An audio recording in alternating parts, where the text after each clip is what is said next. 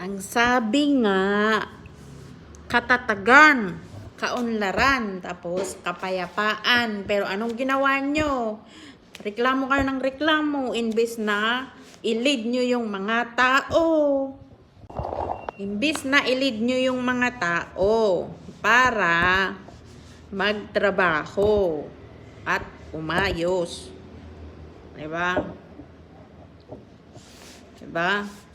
Pero anong ginagawa nyo? Kayo yung mga andyan. Nakaupo.